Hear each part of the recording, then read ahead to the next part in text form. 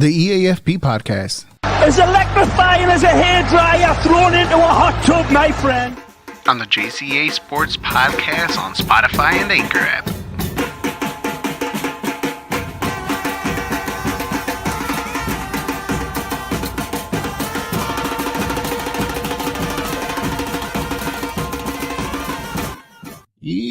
What's going on, everybody? The Eafp podcast is here live back on Facebook under the John Konavi Facebook page. Guys, make sure you follow John Konavi on Facebook, on Instagram, on Twitter, Twitch, YouTube, all of our social media platforms. So you get all the shows. Make sure you guys hit that bell. That's right there on the right-hand corner under John Konavi, so you guys get notified when our shows are live, not only mine, but the John Konavi JCA podcast, JCA Sports Podcast, and also Sports Trip Live. Guys, we got a good show here coming to you guys live. We're going to talk about top four Champions League preview finals. This is next week, guys. Don't forget, next Saturday, the day of the Champions League final, we are going to go live, or at least I am. The Eafp podcast is going to go live next Friday at One Allegiance Brewery out in Chicago Ridge, 10215 Harlem Avenue. We're going to be there live, and local promotion is going to come out soon. T-shirts, all that good stuff. Thanks to my boy Zachary Judicus right there. Yes, sir. Thank you. He's going to have a show. And I also got Jack from Crack One Media. Found out when I did an episode with Crack One that he is a soccer fan. He's a Man U fan, unfortunately. But we're going to get into that a little bit later on in the show when I bring him in. But yes, guys, don't forget to like, share, love our show, my show, every show on the John Konavi Facebook page. But yeah, let's bring him right into it. Let's bring in my boy Jack. And here he is. What's going on, buddy? How are you? Not too bad. A little bit of a rainy day in Chicago, but it feels a little bit like soccer weather, honestly. It does. Every time this weather just comes out of nowhere, it just reminds me of high school and, just the games on rainy days, and it just brings that weather. Like, I just want to put on my cleats and get going, man. So Absolutely. But yeah, man, we're going to get it started with, obviously, we're going to talk about the games over the weekend and obviously the last couple of days, too, since the Premier League is about to wrap up and all the other leagues had wrap up already over the weekend. And Liverpool still gave themselves a shot to win it all.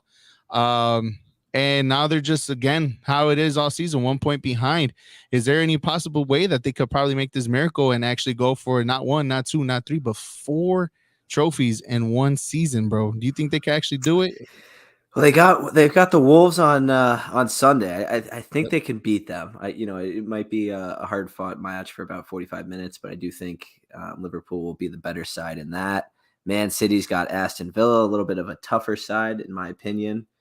It's gonna be fun. Honestly, it's must-watch TV. Starts all at 10 a.m. So get to sleep in a little bit. But no, I'm thrilled for it. I think this is gonna be exciting. Being a Manchester United fan. I don't want to see, City win the title. So I'd love to see Liverpool kind of pull it out. But either way, just looking to see some exciting soccer. Yeah, and that's the one thing about Championship Sunday that makes it more exciting for everybody. And I think all the leagues have adapted to it, is that everybody's at the same time. So if you want to go from one game to another, and then you get if let's say, like you said, you follow Man U, I follow Arsenal. And you're watching obviously your team play, and if the game's not even close or it got a little stale, and then you've seen Liverpool's up and Man City's tied or something like that, you're like, all right, let me see which one I'm going to turn to. So that's the one thing about it that I like about Championship Sunday. But this season has been a very, how should I say it, unorthodox type of season. Simply because it's always just between City and Liverpool. Obviously, those are the two best teams in England, and one probably the best in Europe. And then everything else afterwards kind of falter. There's Chelsea, who fell off, becoming European champions last year, not competing this year for the Prem. Arsenal, who's been surprising and with the youngsters, but have been starting at the very end. And then let's talk about your boys first, though. Manchester United, man. Look. They made moves to win this year. They made moves. They brought back Cristiano.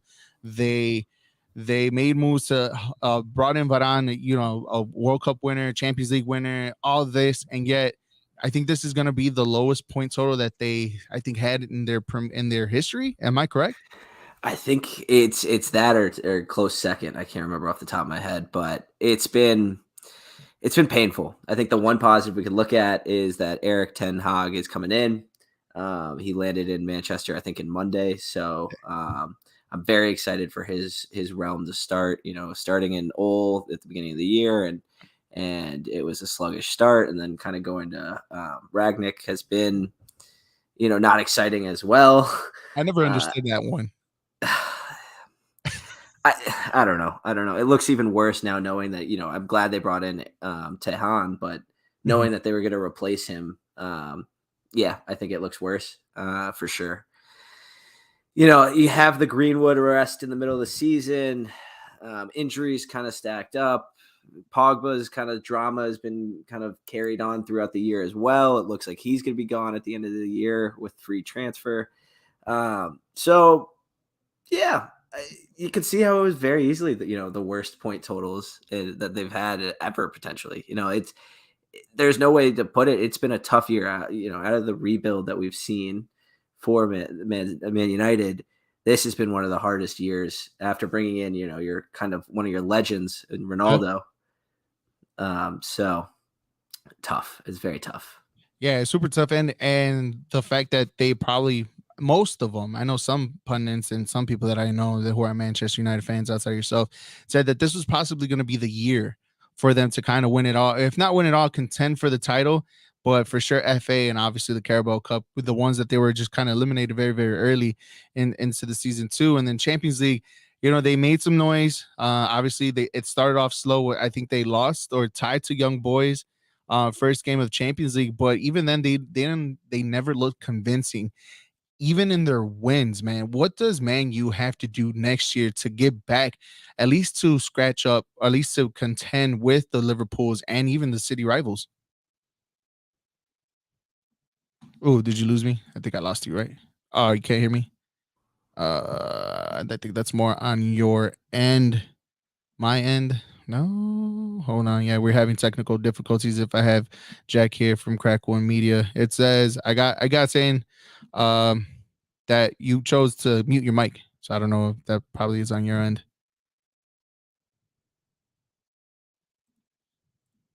Let me see. I'm gonna there you go. No, nothing. All right, let's see. We have a little technical difficulties. If I have my boy Jack from Crack One Media here, having technical difficulties. What I'm gonna do is I'm probably gonna resend the invite to you, come back, and then we'll go. Let me see. He's trying out the AirPods. The AirPods died on him.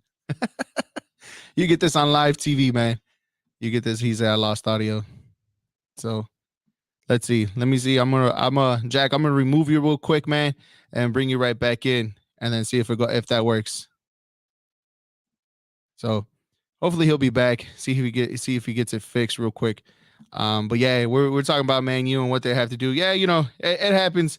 Hey, technical difficulties, social media stuff. So well, I mean, so internet. That's what it is. So yeah, it's just yeah, we were talking about soccer. He's a Man U fan. I told him what he's going to be, but I want to know what you guys think too as well about the weekend. Can Liverpool do it? Can they come back? Let me see if this is good. Better now? Yeah, no, I can finally hear you. Go. Sorry. Hey, I lost my AirPods are dead, so I'm using my girlfriend's, and they're a little bit broken. So, but now I can hear you. Good. But yeah, man. Question: What does now that Erik ten Hag is coming in?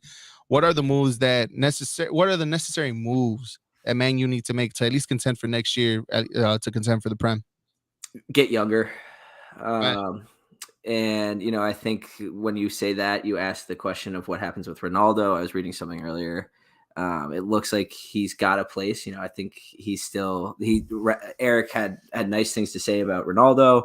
And he wants him to be a figure. I don't think the club would bring in the legend just to ship him off in a year as well. That would be surprising. But I think you got to get faster. You got to,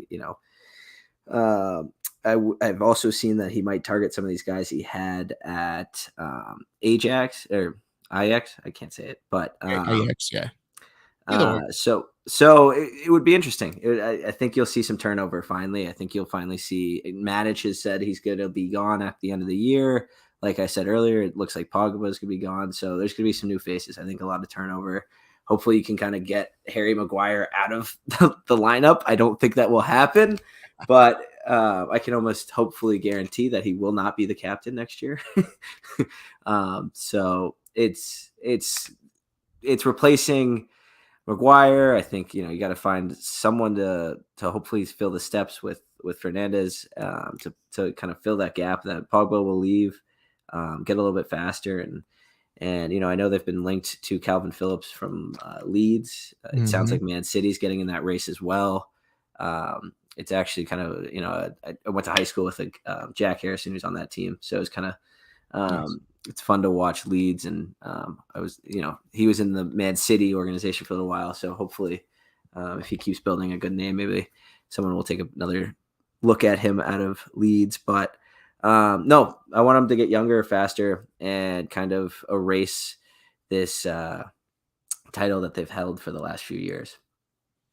Yeah, man. And I think that's key number one. And obviously in vital areas too. I still feel in midfield it's still a problem for Man U. Anyways, most of the games that they lost, and they lost horribly, they lost the midfield battle.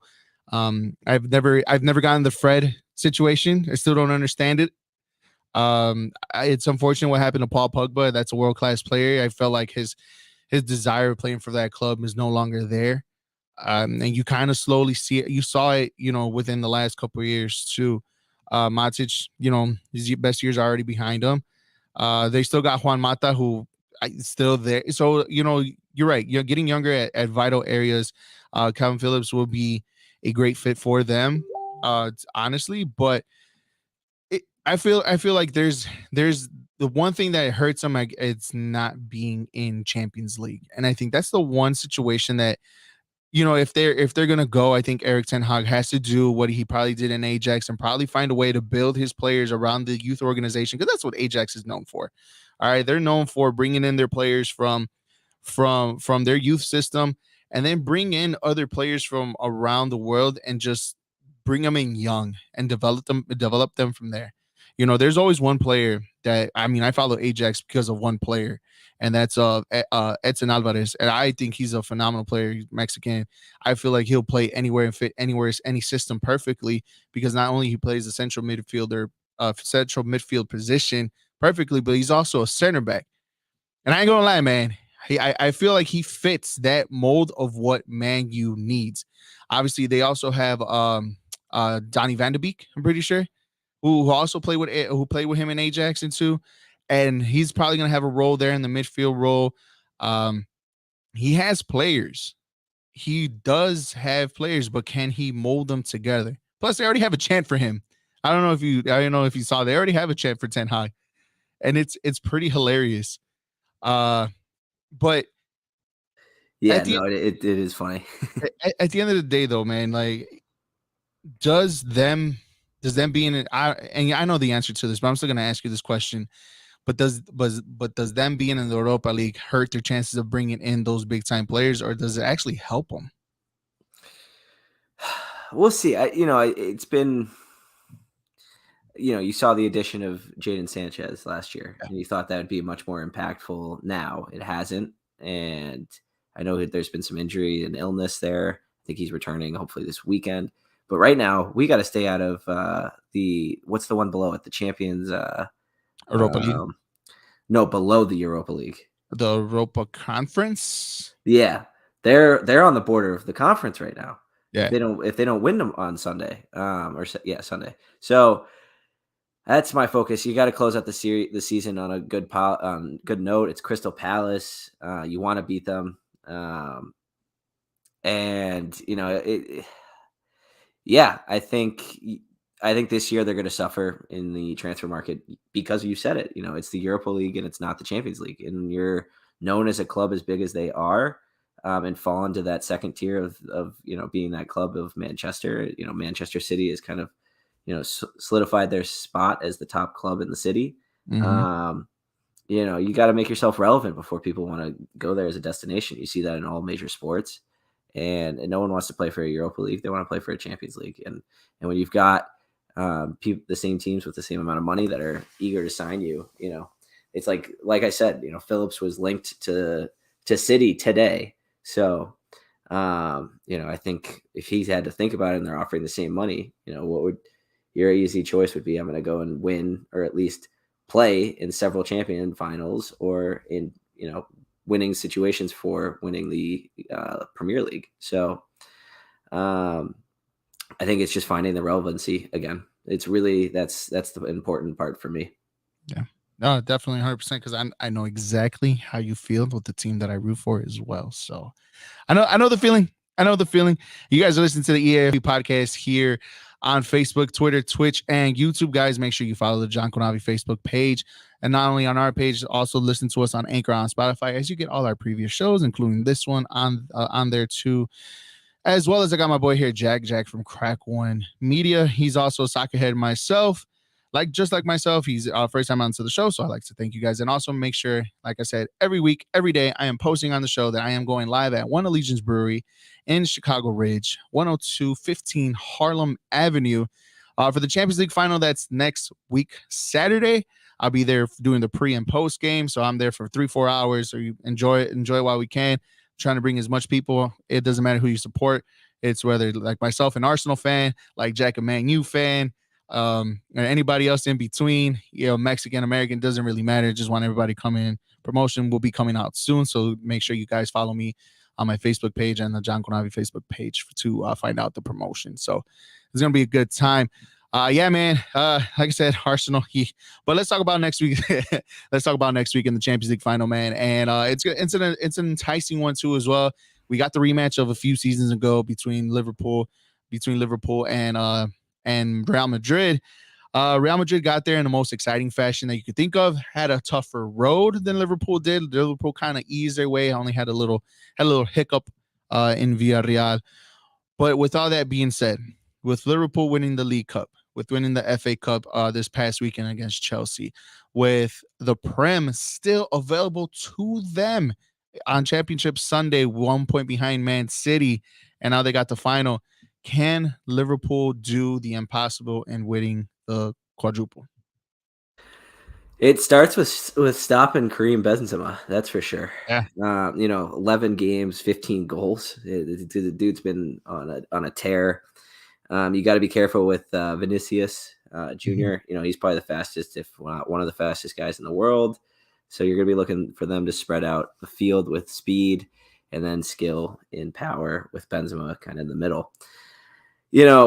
Liverpool on paper, you think Liverpool has probably got the more impressive roster with Salah and, Sadio Mane and Firmino and others. And, I think Trent Alexander-Arnold has turned into a great defender. I think the big question of being, will Vinicius expose him on that Saturday? If so, I think Real Madrid's gonna have a ton of chances. You saw them pull it back against PSG. You saw them pull it back against Man City. So there's tons and tons of fight in this team. I think it's going to be a full 90 plus with some extra time. I don't think we see penalties, though. Honestly, I'm going to make that call right now. I'm going to say we're going to see an extra time, but no penalties. And I think I'm going to stick with, the league we support and say I think Liverpool in a tough contested fight after losing on the Premier title will win the Champions League. I think that's the one title that they need to win, just in case if the Prem is out of reach or not in their possession anymore. They do have to hope that City either loses or ties and then they need to come up with a W in order for them to win the Prem. It's something amazing that kind of we all want to see, right? It's never been done before, other than I think Barcelona. Yeah, I think they've done it. No, they only won the treble back in the Pep Guardiola days when he was there. I want to believe in Liverpool, but man, you can't count out Real Madrid, man. Real Madrid, look, that you're right. That exciting matchup between Vinicius on the left and Trent on the right hand, left hand, whatever you want to call it, whatever side you want to see it. That is the key matchup, because we have seen time throughout this whole entire season that Trent does have a tough time defending players who have pace, and he relies too much on going forward, and he's a little too late retracting back. and obviously how Klopp plays high pressing, his high lines almost by midfield, you defend pressing on top on their end with Trent on that right side with Vinicius on there. It's going to be, he has to kind of be a little bit more reserved, because then you lose Van Dijk in the middle, or who's his Matip, or or the other guy, I forgot who's the other one after Matip, but losing them in between. Now you have that one-on-one opportunity that Benzema craves and loves the most, and creating that opportunity and creating havoc in the middle of the park. Obviously, Allison is no Ederson. We thought that Benzema was gonna have one more goal where he could, sneaks it in with the goalkeeper, but we didn't see that. But you have that in him. This guy is a cerebral type of player, and he's also a killer. So you give him that opportunity. The inexperience of Real Madrid in the back against Sadio Mane, against Mo Salah, and the emergence. I don't think it's the emergence. I think Luis Diaz has been on the map, but we just haven't seen him because he started off with Porto. I think that's also going to be a very enticing matchup, to the point where I believe that we might not see extra time, but I will see a game that's like a 3-2, maybe a 4-3 matchup. And if it is one of those, and obviously we're not going to see it, I think they're going to sit back. Everybody's going to, 15, 20 minutes. Let's get the feel of the game, feel of the rhythm. Let's see what they can bring. But Liverpool's attack will cause havoc. And maybe, just maybe, you'll see Carlos Ancelotti just drop back just a little bit and let's get these guys on the counterattack. What is that the game for you? Is that the game where we might possibly see on next Saturday? I would agree. I think that first 10, 15 is always a feeling out process, especially in the big games. Mm-hmm. And then you'll kind of start to see teams be more aggressive. You'll see some more, turnovers and counters. I think it's going to be a battle of, the way I see it is the English Premier League is always more physical than the Spanish League. And yes, the Spanish League ends up being a little bit more skilled. And I think in this case, like you said, with a little bit more of Real Madrid's inexperience, and the last time that matchup happened, was Ronaldo still in Real when the Liverpool happened? No, was he gone? No, I think he was gone. Okay. So and you kind of, yes, Real Madrid has been so successful in these finals, but they haven't been that successful since Ronaldo's left. And I think Benzema's been carrying them, like we've been saying, but I don't see. I don't know. I feel like they're going to struggle with the more physical side of Liverpool, and I think they'll wear them down. Yeah, this is the matchup that you want to see the midfield win, and the world class players like Modric, like Toni Kroos, and like Casemiro in the midfield is probably the most vital matchup that Real Madrid needs to win in order for them to be in this position, in order to win. Because I would, any midfield in the world, just between them three, I'll take those three in any team, in any game, in any championship game or any tournament. Just them three in the middle just cause havoc. I personally believe, to me, I think Real probably has enough for them to probably take this over and win their 14th. I think so too. Because look, man, as much as you want to count them out, right? They just somehow find their way back in, and that's the story of Real Madrid. Definitely the underdog, and I like the pick. It's not the first time we've disagreed, and I'm sure it won't be the last. But I'm just, like you said, we're teams that don't have a dog in this fight, but we're looking for a good close soccer game. So, and truthfully, I wouldn't be upset with either team winning.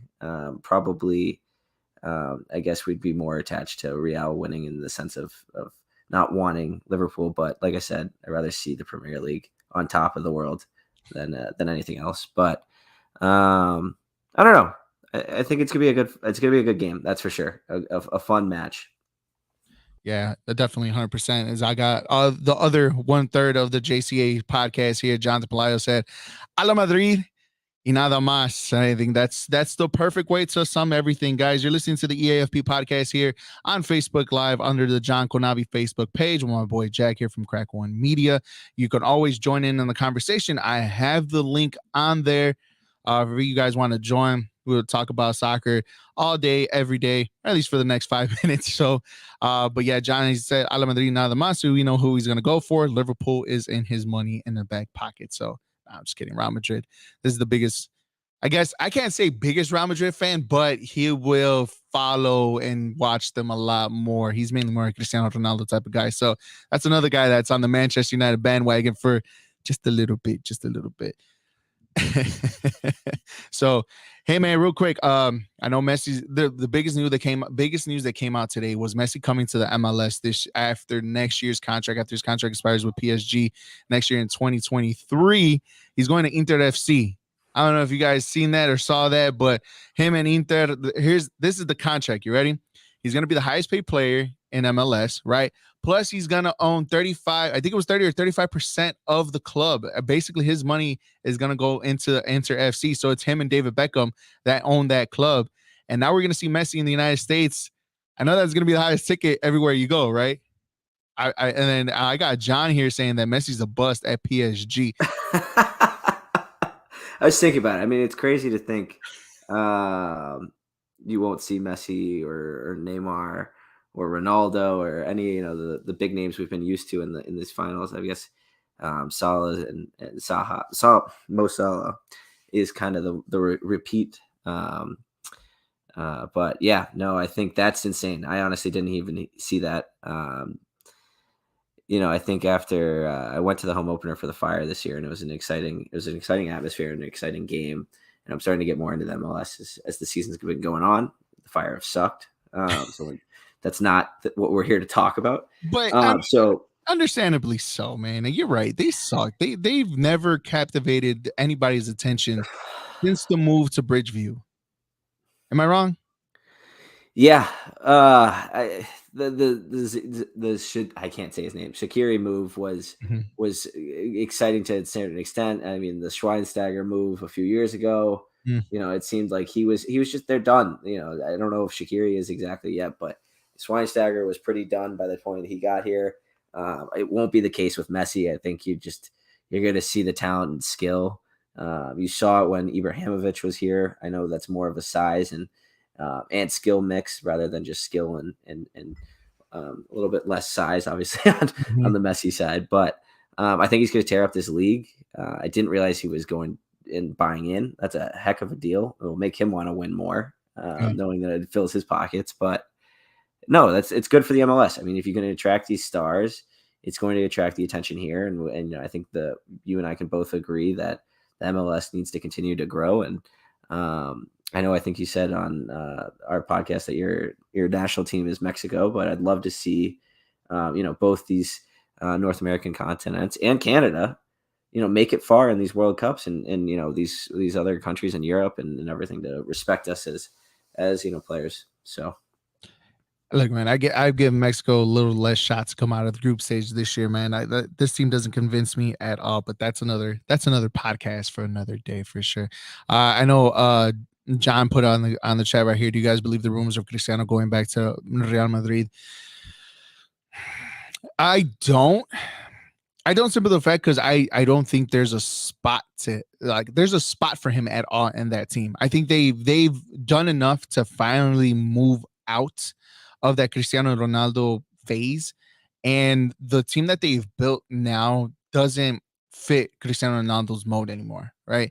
That's less touches for Benzema. That's obviously who you're going to get rid of on the wide side, or obviously Vinicius Jr. Look, I rather have that Mbappe deal before I have Cristiano Ronaldo, right? I mean, they're going to lose on Haaland. He's going to Man City. But if I rather fit the mold of a winger out wide, yeah, Mbappe, right? Yep. And you're in a final without him. Yeah, and you're in a final without him. So, it's basically a win-win type of situation. You kind of technically don't need him as much as he says right here. Ancelotti loves Cristiano Ronaldo. I'm pretty sure he's going to love Benzema. I'm pretty sure he's going to love Mbappe. I'm pretty sure. I mean, he loves Vinicius Jr. There's other places that Real Madrid really need to fix and clean up to probably take that huge next step. As much as, even though I'm saying they might win the Champions League, but I feel like they're going to expose some of the Real Madrid's weakness, Liverpool. Obviously, because he says Ronaldo can replace Hazard's bum ass. Hey, man, look, Hazard has won his champions, man. He's won league titles with Real Madrid, and then he goes on and saying Messi is a huge win for MLS. I mean, I think that means you'll see Ronaldo here at some point. I know he had the legal issues in Vegas, but I think that means, they've always been the competitors when he was at Real and Barca for Messi. So I think we'll see that. Unfortunately, it will definitely not be Chicago, but hopefully we see it somewhere. Maybe. I mean, look, if you want to hit that limelight, I think not the Galaxy, but the other LA team would probably be the great fit for Cristiano Ronaldo. Hey, big star, LA, just a match made in heaven, I think. It fits. And then plus, I was gonna say this, but John beat me to the punch. He loves Vegas, and the trip between Vegas and Los Angeles is not that far. I think it's like a 4-hour driving trip or like a 45-minute plane ride. I think Vegas is out of the question. The only reason I say that is because of the incident that happened in I think it was 10 or 12 years ago when he was in Vegas. I don't know if you're being sarcastic or not, but I think he really was. But no, see, this is where I believe Cristiano and Vela together. You know what? It doesn't fit because Cristiano going to LAFC, right? That's the name of the other LA team. Him going there, it puts actually Vela out of the spot because now, since he's older, much older, he has adapted that striker role. He can't go out wide anymore. You've seen that he tried to do it with Manchester United, and how did that work out? Did it? It didn't. It didn't. It didn't. And then I'm honest. Yeah. And he said he's a faithful man. Yeah, he already has like 7 kids, although unfortunately he did lose one a couple. Rest in peace to the son. Or I think it was a son. Maybe it was a daughter. Yeah. But either way, rest in peace. Either way, yeah. So respect to that. But yeah, man. So you say you got Liverpool winning next week. You say you have Liverpool winning on Sunday and Man City losing. Liverpool the champs, right? I got Liverpool winning the Champions final, and I think, unfortunately, City winning the Premier League. If there's one thing that Pep knows how to do is to win league titles, right? That's a guaranteed in Pep Guardiola's book for sure. But yeah, hey man, Jack, where can we find you on social media, man? You can find me on Twitter at SiffyMan. Instagram, I think it's JSiff19. Follow our podcast at Crack One Media. I think we've got 3 now. Only Football with Rick and his buddy. We've got 3 Up and 3 Down. It's a baseball podcast, and nice. Big Leagues Chicago, our Chicago-based podcast. But this has been awesome. If I can stop by, remind me. I know you'll say it one more time. Yep. But I might stop by on Saturday if I can swing it, and I'm excited for that game. That's for sure. Yeah, it's gonna be a good one. It's fun. We're doing it live. It's our first live broadcast from one of our podcasts, so it's gonna be good. But yes, One Allegiance Brewery, 10215 Harlem Avenue in Chicago Ridge, Illinois. More information to come. Promotion's gonna be coming out. Maybe a few T-shirts. Could work something out right there. I know I got a person. I have a person. Got a guy. Got a person. So yeah.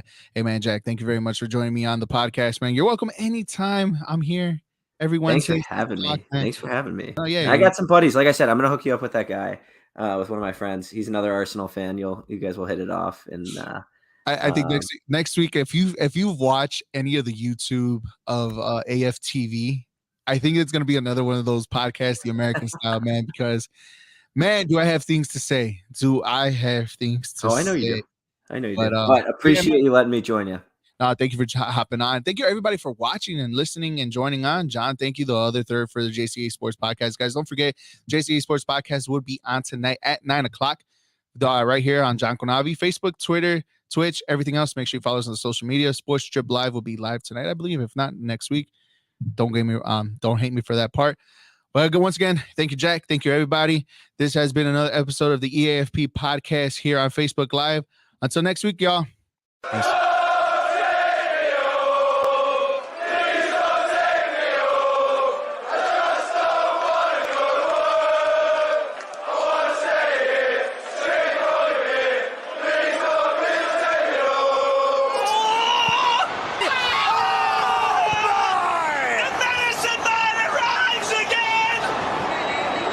staggeringly brilliant. And Sevilla fall apart like King Louis' temple. It's astonishing. Look at the way he picks his spot. He could make Ebenezer Scrooge smile with the quality of his goal. See you later. Oh. Yes. Yes. He's intolerable.